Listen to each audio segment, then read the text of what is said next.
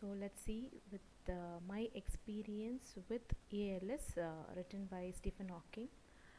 This is the fourth semester lesson, first lesson for English prescribed by Madras University. So let's start doing the lesson, the text. We could see Stephen William Hawking, fondly referred to as Professor Hawking, was a theoretical physicist, mathematician, cosmologist, and author. Like he has authored many books. He was a Lucasian professor of mathematics at the University of Cambridge from 1979 to 2009, and also served as editor of research at the Center for Theoretical Cosmology at the University of Cambridge till his demise on 14th March 2008. So this is a brief note about the author, like whom we are going to learn about the disease. Like actually it is all about the disease, but actually who our author is all about. So he is a renowned professor, and he's a mathematician, a cosmologist, about Hawking's theory and all. So he's a great personality whom we are learning about. He has published over 230 works to his name and received various awards and accolades, including 13 honorary degrees. Some of his scientific works include gravitational singularity theorems in the framework of general relativity. Like he has done this with the collaboration of Roger Penrose. And then the next one is a smooth exit from eternal inflation that conjectures that the exit from eternal inflation does not produce an infinite fractal like multiverse but is finite and reasonably smooth. So this is once again another paper of his research, and this theoretical prediction that black holes emit radiation is called Hawking's radiation. So something very great which we happen to know more about him only through this paper, the gravitational which he started talking about the black holes. So here in this paper was has made him very much known to people all around, and this is where he has proved himself to be the best scientist. He was the first person to set out an all-encompassing coherent theory of cosmology to explain the union of the general theory of relativity with quantum mechanics called the theory of everything. So again, so all the three slides we have seen, we are only seeing the fame of our author Stephen Hawking. So this famous theory of everything is something very great once again, which has given a great laurel for him. It's added another feather to his cap.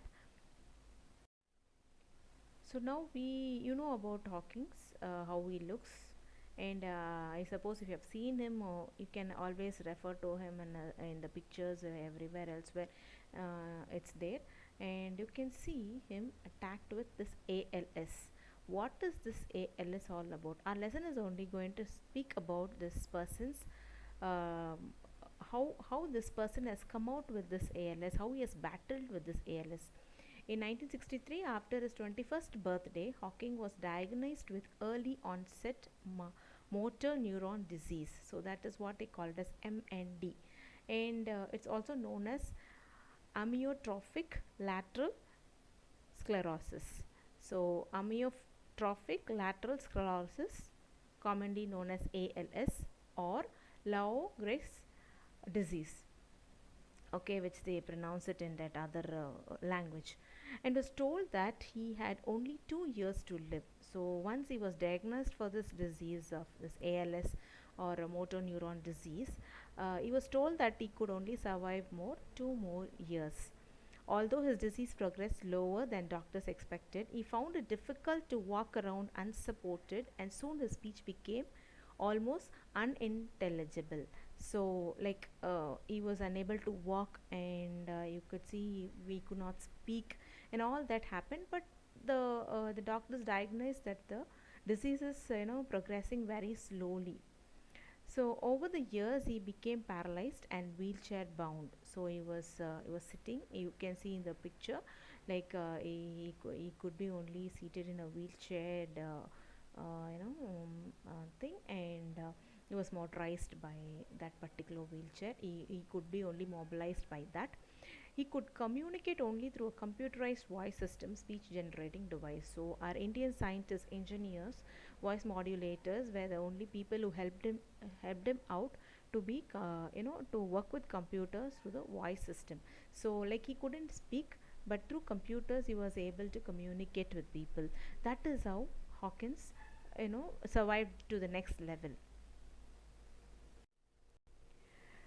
So, despite his struggles, Hawking was a great communicator of science, authoring numerous best selling books such as Black Holes and Baby Universes and other essays. The Universe in a Nutshell, The Grand Design, and A Brief History of Time. British Sunday Times bestseller for a record breaking 237 weeks. So, he was a person who has continuously contributed his essays for 237 weeks, and he has broken the record. So, something so much great personality is over here, but how did he come out of that? How did he struggle with that ASL? How did he come out with that ASL? How did he happen to survive with such kind of a disease? And who can a person can become such a great personality? Something very great. His lectures were legendary and caught media attention, and his science TV shows garnered large audiences. He was immortalized in pop culture with roles on popular sitcoms like Big Bang Theory and The Simpsons. So you could see like what are all the great shows which he had, put up for his audiences, and they were all very much enthusiastically listening and engrossed with such kind of theories put up by Hawkins. When Stephen Hawking was diagnosed with amyotrophic lateral sclerosis in 1963, few thought he would live more than a couple of years. At that time he was diagnosed, Professor Hawking asked a question often posed when people were diagnosed with a terminal illness: why me? So at that time, professor asked, why is this disease targeted me? Why me? Like anybody would ask the same question he has asked to himself: why me? And he wrote about this in his memo, My Brief History. So you can always read this in his brief writing about his own self. He wrote My Brief History. I felt it was very unfair. Why should this happen to me? At the time, I thought my life was over and that I would never realize the potential I felt I had. So I don't know, like I felt very unfair why it was given to me, why God has chosen me. And at that time I thought my life was over, and I don't know how much of potential I had within me then. But Professor Hawking lived decades longer than he or many medical experts expected that he would. That is the difference. Like that is how he survived. Like we do not know how this happened. More than decades he lived. Decades in the sense 10 years. Like they all said within 2 years or 3 years or 5 years he might die, but he had survived for more than a decade. So Professor Hawking had just turned 21 when he was diagnosed with a very rare, slow progressing form of ALS, a form of motor neuron disease. He was at the end of this time at Oxford when he started to notice early signs of his disease. He was getting more clumsy and fell over several times without knowing why. So, like the symptoms were like he was growing clumsy, like he couldn't bear certain things, and he was unknowingly falling down. Then only he happened to for the diagnosis. When he went, he happened to know this is a disease which has been attacked to him. So the details Professor Hawking didn't want to ask for are very grim. He did not want why that, okay, it has happened, that's all. But why I am falling? What's the reason? Why I couldn't stand? Why I'm not stable? All this was a very big $1 billion question for him. The average life expectancy of someone with MND is between 2 and 3 years. Most people die within five. Professor Hawking lived for more than 5 decades after he was diagnosed. 5 decades. Earlier I said one or two, but actually they have counted out like he has lived for 5 decades. By the late 1960s, he was using a wheelchair to move around and was having trouble writing. His speech began to deteriorate in the 1970s. In 1985, he became ill with pneumonia on a trip to CERN in Geneva. To help him breathe again, doctors did a tracheotomy, which meant that they had to cut a hole in his neck and place a tube into his windpipe and Professor Hawking irreversibly lost the ability to speak. So it all happened when he happened to go to CERN, okay, in Geneva in 1985. He also caught pneumonia. So this is a kind of a disease, where he loses lots of his thinking power, skills and all. They lose if you are in pneumonia. You lose yourself. The thinking capacity goes down. So here this fellow also was trapped into that, and people started like doctors gave him attachment near his neck, and that is how he lost his ability to speak. From then on, he spoke through his computer system, which he operated with his cheek and had to have around the clock care. So every time, like, he has to be keeping things in under his control. And when he changes, like, his cheek only is a signal giver. Like what his cheek does, the computers will attractively collect the signals, and they'll try to translate or tell to the people what he's trying to say. That is how the communication went. As the condition progresses, the symptoms get worse, more areas become involved, and function is progressively lost. So, eventually, paralysis strikes, and the muscles of the throat, diaphragm, and chest, causing difficulty swallowing and breathing. The senses of eyesight, hearing, taste, smell, and touch aren't affected, and nor is a bladder and bowel function. So all everything, see, one by one, paralytic attacks, and the sense of eyesight, hearing, taste, one by one is lost. Distressingly, the patient remains fully conscious and aware as they become progressively paralyzed. So he can even understand, like, okay, this is lost, this is lost. This was a condition of Hawkins. Death is usually caused by respiratory failure or pneumonia. So respiratory failure is the last part to go with. So that is how death is caused to people.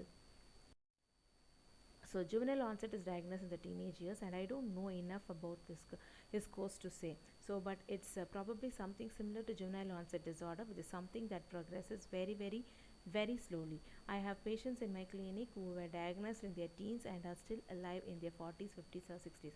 But not having ever examined him or taken a history, it's a little hard for me to say. He is a very good example of the sparing of non-motor parts for the brain that can occur. So everything had a problem, but his brain alone had the ability to think and reproduce certain ideas. So that is why he could make so much of discoveries in the field of science. Okay, why? Because they give one example is juvenile onset. What's called juvenile is very young. When you're getting this disease at the age when you are in teenage, might be there are some percentage for the people to survive to 40s and the 50s or the 60s. So one reason they give for this is because he was attacked during the age of 21. They all say that our Hawkins was alive. So this is what they have finally, how he happened to live. Might be because it has been attacking him when he was young. So it's just an incredible example of the variability of the disease and the hope for patients who have it, that they could also live a long life. Unfortunately, it's a small percentage of people for whom that actually happens. So it's not that for everybody uh, the living criteria, the time of living is much, but it happens only for few, and that few we have Hawkins among them. So it is all hope that matters. He knew that he's going to die, but still he was happy, and he was able to overcome such things, such kind of hard things in his life. So overcoming the difficult part in your life, and such a difficulty being overcome, is something very great, and that's why Hawkins has been proved to be the best scientist in the world. So that's it for Stephen Hawkins. Let's meet in the next lesson. Thank you.